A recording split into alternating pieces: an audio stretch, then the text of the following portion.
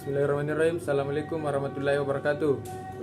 Perkenalkan, nama saya Muhammad Alwi Mansyah, NIM 240301501038 dari kelompok 9. Pada kesempatan ini kami akan mempresentasikan tentang evaluasi pembelajaran.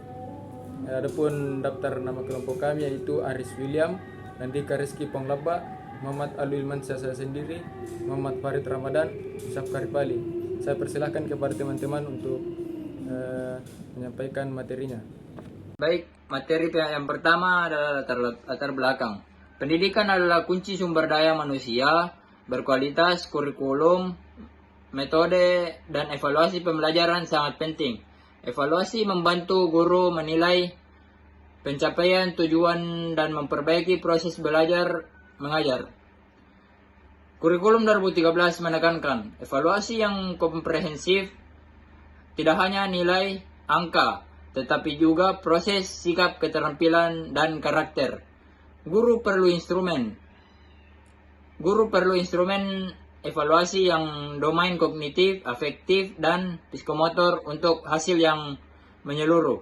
Evaluasi pembelajaran menentukan keberhasilan siswa, efektivitas pengajaran, dan kesesuaian materi, memahami definisi, fungsi, tujuan, jenis prinsip, dan metode instrumen evaluasi sangat penting untuk standar pendidikan tinggi. Baik, itu saja, saya kembalikan ke moderator. Baik, materi yang selanjutnya adalah pengertian evaluasi pembelajaran. Evaluasi pembelajaran adalah proses berkelanjutan dan sistematis untuk mengumpulkan, menganalisis, dan menafsirkan informasi relevan guna menentukan sejauh mana tujuan pembelajaran tercapai. Ini juga menilai efektivitas proses pembelajaran secara keseluruhan.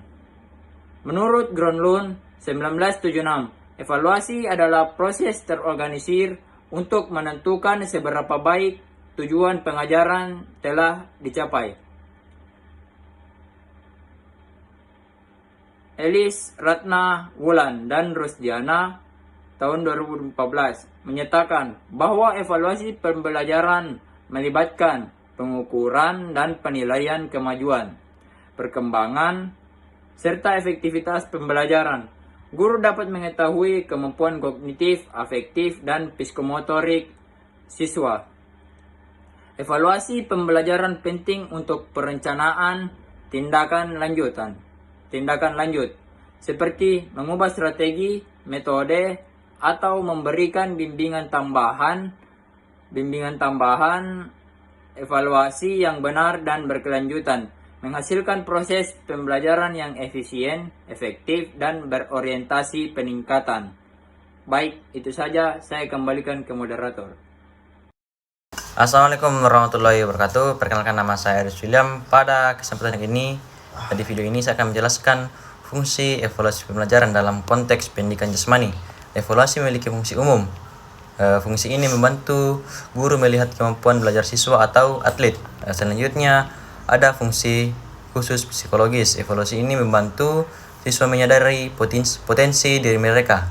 Misalnya saat tes kebugaran, siswa bisa mengetahui sejauh mana kekuatan, daya tahan, kemampuan fisik mereka, sehingga mereka termotivasi untuk berlatih lebih baik. Yang selanjutnya itu fungsi didaktik. Fungsi ini mendukung siswa belajar dengan semangat melalui umpan balik dalam penjas.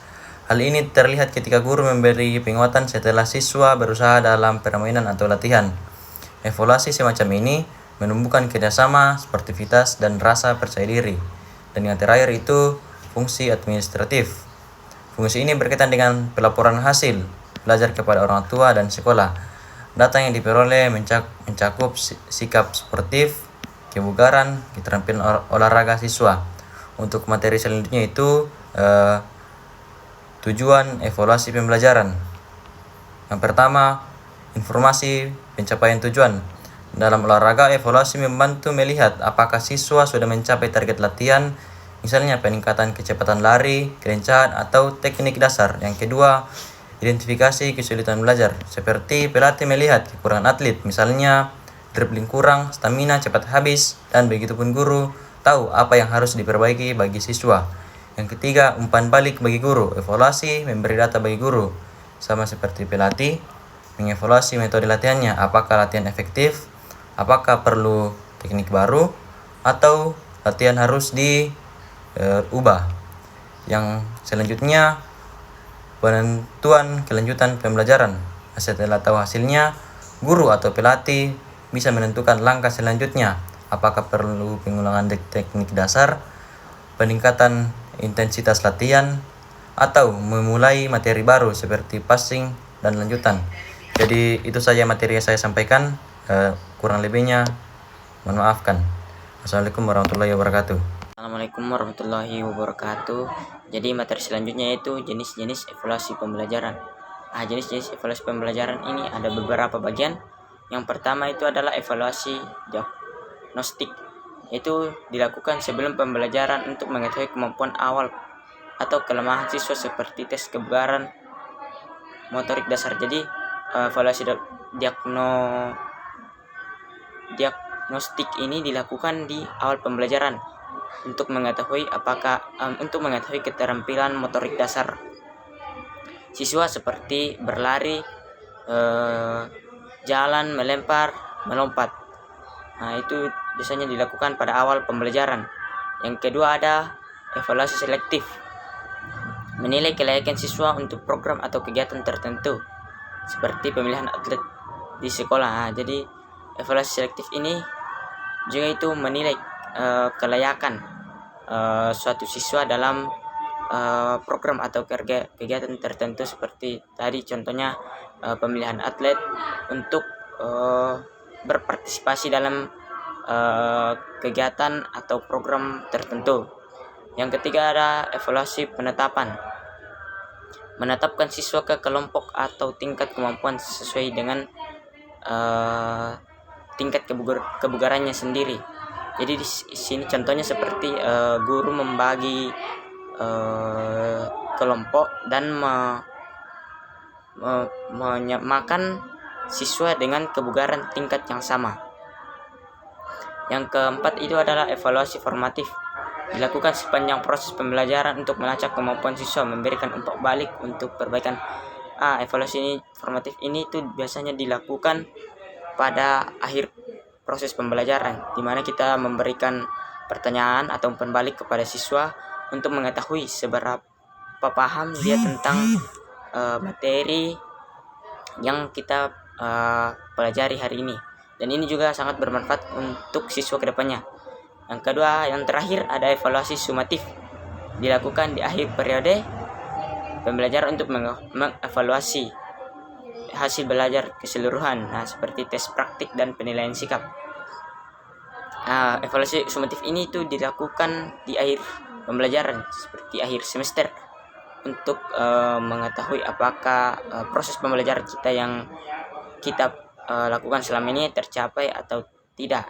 Biasanya dilakukan dengan tes praktik, penilaian sikap, bisa juga tes menulis atau seperti menulis pilihan ganda seperti itu. Oke, yang materi berikutnya itu prinsip-prinsip evaluasi pembelajaran. Pertama ada kontinuitas, yaitu evaluasi harus konsisten dan berkelanjutan untuk melihat perkembangan fisik dan keterampilan motorik siswa dari waktu ke waktu. Prinsip yang pertama itu melihat perkembangan siswa. Jadi sebagai seorang guru kita harus melihat perkembangan siswa secara konsisten. Kita bisa melihat itu setiap kita melakukan proses pembelajaran dan memberikan umpan balik terhadap siswa. Yang kedua itu komprehensif, menilai 3 area. Yang pertama kognitif, pengetahuannya. Yang kedua afektif, sikap. Dan yang terakhir psikomotorik, keterampilan fisik atau rasa tanggung jawabnya secara menyeluruh. Yang ketiga, adil dan objektif, memperlakukan setiap siswa setara, menggunakan alat penilaian standar seperti rubrik atau tes kebugaran tanpa bias pribadi. Ini sangat penting untuk Evaluasi ini untuk melatih untuk memperkuat mental siswa, karena di sini guru itu tidak membeda-bedakan siswa, supaya itu proses pembelajaran yang kita berikan juga itu kepada siswa itu rata tanpa membeda-bedakan siswa lain. Yang keempat ada kooperatif, itu melibatkan berbagai pihak seperti orang tua, guru lain, sekolah, siswa untuk mencapai suasana evaluasi yang terbuka dan dihargai. Ini juga sangat penting terutama untuk orang tua, karena awal pembentukan karakter kita itu dibentuk oleh orang tua. Dan yang terakhir ada evaluasi praktis. Alat dan metode harus mudah digunakan oleh guru dan siswa, sederhana sesuai dengan kondisi lapangan. Alat yang digunakan pada saat proses pembelajaran juga harus sesuai dengan kondisi lapangan yang kita miliki di sekolah. Contohnya lapangan tembok kan tidak mungkin kita menggunakan lembing besi untuk melakukan praktik tersebut. Bisa saja kita menggunakan alat lebih sederhana seperti bambu atau kayu. Dan itu juga bukan mengurangi rasa ingin tahu kita, dan itu juga bisa dilihat siswa dengan cara-cara melakukan prakteknya. Ya, mungkin saja itu materi dari saya. Sekian dari saya. Assalamualaikum warahmatullahi wabarakatuh. Baik, cara menyusun instrumen evaluasi pembelajaran. Langkah pertama dalam menyusun instrumen pembelajaran itu adalah menentukan tujuan evaluasi. Dalam konteks penjas, tujuan ini bisa berupa mengukur tingkat kebugaran jasmani siswa, menilai penguasaan teknik dasar seperti dribbling, passing atau layup, maupun mengamati sikap sportif siswa saat bermain. Dengan tujuan yang jelas, kita bisa memilih jenis tes atau observasi yang sesuai. Langkah berikutnya adalah menyusun kisi-kisi instrumen. Kisi-kisi ini berfungsi sebagai pedoman agar instrumen tidak keluar dari tujuan yang sudah ditetapkan. Misalnya, jika kita ingin mengukur kebugaran jasmani, maka komponen yang dimasukkan dalam kisi-kisi dapat meliputi kecepatan, kelincahan, kekuatan, daya tahan, dan fleksibilitas. Dengan adanya kisi-kisi, kita mengetahui indikator apa saja yang akan diukur dan bagaimana cara mengukurnya. Setelah itu, kita mulai menulis butir instrumen. Dalam penjas, butir instrumen dapat berupa lembar tes maupun lembar observasi. Misalnya, membuat rubrik teknik lompatan jauh yang memuat aspek awalan, tolakan, melayang, dan pendaratan. Atau membuat lembar observasi untuk menilai sikap sportif siswa selama bermain, seperti kejujuran, kerjasama, dan menghargai lawan. Langkah selanjutnya adalah menguji validitas dan reliabilitas instrumen. Validitas berarti instrumen benar-benar mengukur apa yang seharusnya diukur. Contohnya, tes shuttle run benar-benar tepat digunakan untuk mengukur kelincahan.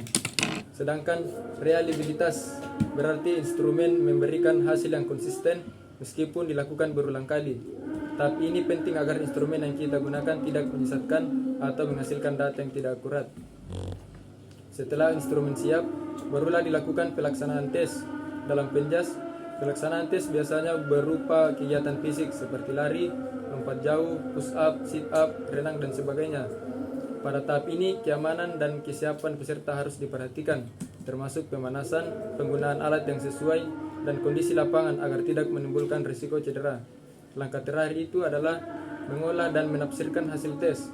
Data yang sudah terkumpul kemudian dianalisis untuk menentukan kategori kemampuan siswa. Misalnya, baik sekali, baik, cukup, atau kurang. Selain itu, hasil tersebut juga bisa digunakan untuk memberikan umpan balik kepada siswa mengenai kekuatan dan kelemahan mereka, sehingga pembelajaran penjas bisa ditingkatkan pada pertemuan berikutnya. Terima kasih. Baik, pada slide ini kita akan membahas model-model evaluasi pembelajaran. Pertama, model CIPP. Model ini membantu kita mengevaluasi pembelajaran secara komprehensif, mulai dari konteks, input, progres, hingga produk. Dalam pembelajaran penjas, model ini dapat digunakan misalnya untuk melihat apakah fasilitas olahraga memadai atau input, bagaimana pelaksanaan latihan keterampilan gerak berlangsung, prokes, dan bagaimana hasil belajar siswa setelah mengikuti pembelajaran, produk. Selanjutnya adalah model goal attainment. Model ini fokus pada pencapaian tujuan. Dalam penjas, kita biasanya memiliki tujuan spesifik seperti meningkatkan kemampuan motorik, kebugaran jasmani, atau keterampilan bermain permainan. Melalui model ini, kita menilai apakah tujuan tersebut benar-benar tercapai setelah proses pembelajaran berlangsung. Model ketiga adalah model discrepancy. Model ini membandingkan kondisi ideal atau standar yang ditetapkan dengan kondisi aktual di lapangan dalam pembelajaran penjas. Misalnya, kita memiliki standar teknik passing dalam sepak bola. Model ini membantu kita melihat seberapa jauh kemampuan siswa sudah mendekati standar tersebut dan bagian mana yang perlu diperbaiki. Terakhir, model responsif. Model ini menekankan umpan balik dari siswa dan berbagai pihak lain. Di penjas, pengalaman belajar sangat penting. Melalui model responsif, kita dapat mengetahui bagaimana perasaan siswa saat melakukan aktivitas, apa yang mereka sukai, kesulitan apa yang muncul, dan bagaimana mereka memaknai kegiatan tersebut.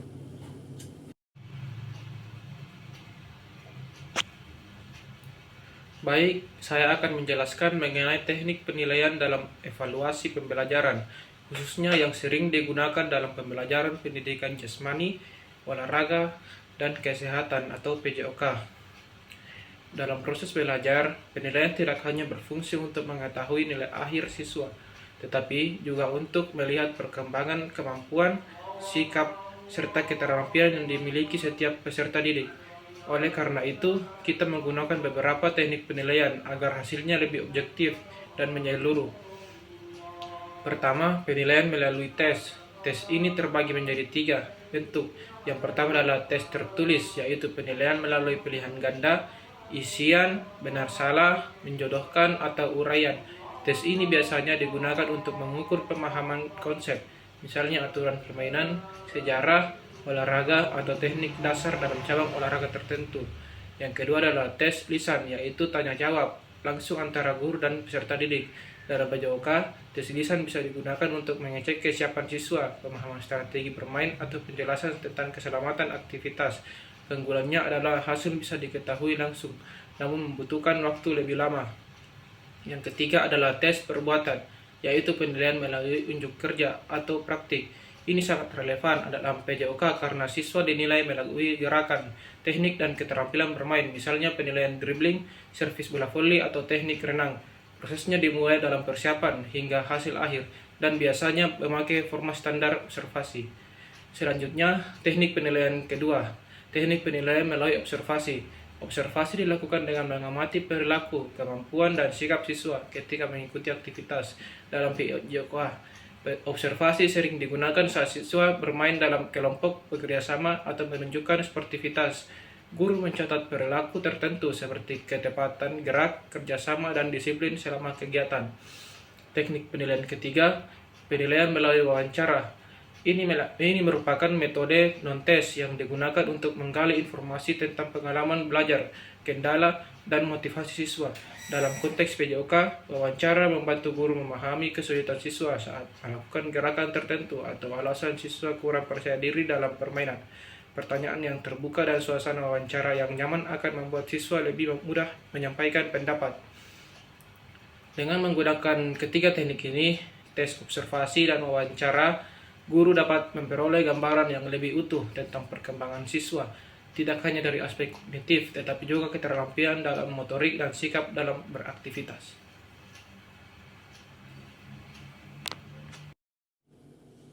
Baik, itulah tadi presentasi tentang evaluasi pendidikan. Sekarang kita masuk di sesi tanya jawab. Untuk teman-teman yang ingin ada pertanyaan, saya persilahkan. Oke, terima kasih atas pertanyaannya dari Verlita Evelyn. Soalnya, seorang guru menemukan bahwa hasil penilaian sumatif siswanya sangat baik, tetapi performa saat pembelajaran berlangsung rendah. Evaluasi apa yang harus dilakukan guru untuk mengidentifikasi akar masalah?